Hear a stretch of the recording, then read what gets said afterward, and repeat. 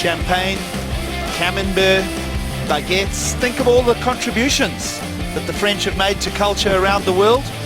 Well, it's also happening at the beach, the Roxy Pro France, with another big round 2 encounter. This is the do or die heats, and well, this should be at least a quarterfinal in my book. And here she goes, she's found a little left-hander, Gigs. Sally Fitzgibbons will square it up, go incomplete to start. What that will do is hand the first priority call of this heat to Lakey Peterson. We'll see, waves have been coming in pairs, so you know, at least 2 waves in a set, which always, when you see one athlete riding, you can high probability of expecting the surfer that's remaining in the lineup to also activate. But we didn't see Lakey find a second wave of the set there, but she will hold pole position. And that priority, you see at top left of the screen, the little P, it does always pass hands between the athletes. Priority judge Ian Buchanan on duty, keeping an eye on every single movement in the primary takeoff area of the lineup. We talked about, it looks like a nice little right-hander coming in here for Lakey. So Lakey's going to play out a decision here. Nice wrap. This is that right-hander that you spoke about that sometimes finds form and sometimes doesn't. This one's holding a nice little cylinder, and it'll just allow Lakey to get a little 3-point contribution there. 3 moments in that heat. Buckled her ankle as we see a replay of her first wave. Nice sweeping cut back. Always an aggressive surfer. There's a nice little snap there, releasing a tail. So again, Lakey getting some work done on those tricky right. There's that shallow sandbar that's been cutting those waves short. But she, you see right here, nice little, just kind of a shallow bottom turn, setting up a carve. And that's because she doesn't want to lay it all on the line in the first maneuver. She wants to extend it out for a couple more turns.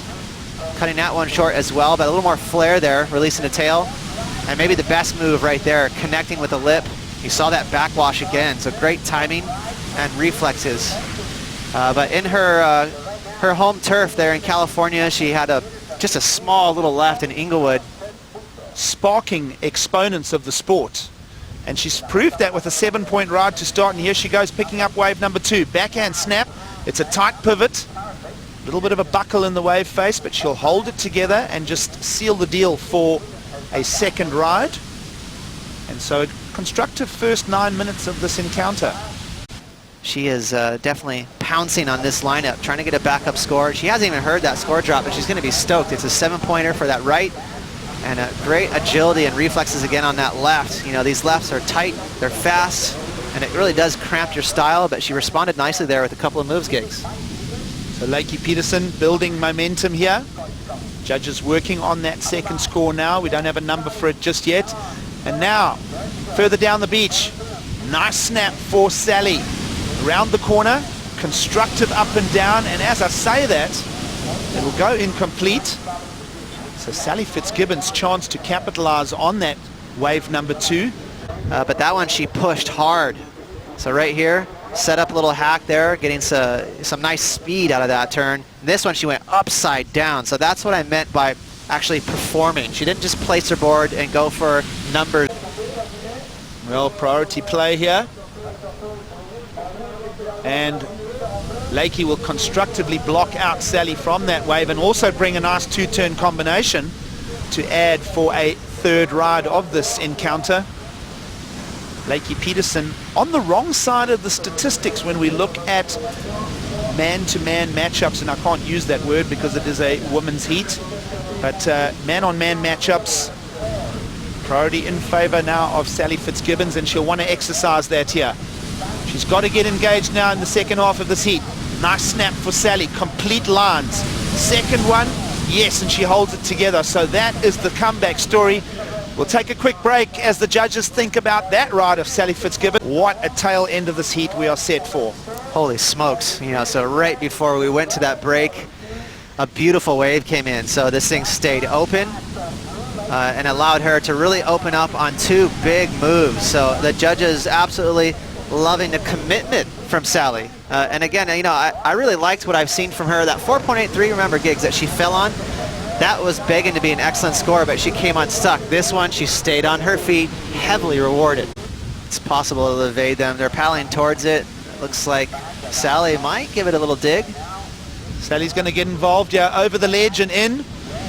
A lot of foam on the face, but it's a nice high line. Second turn and it's complete. And Sally will come around the corner for another nice dig.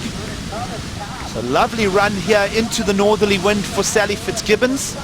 Think immediately of the 4.94 requirement. No brainer. Yeah, she's gonna eclipse that by a couple of points at least.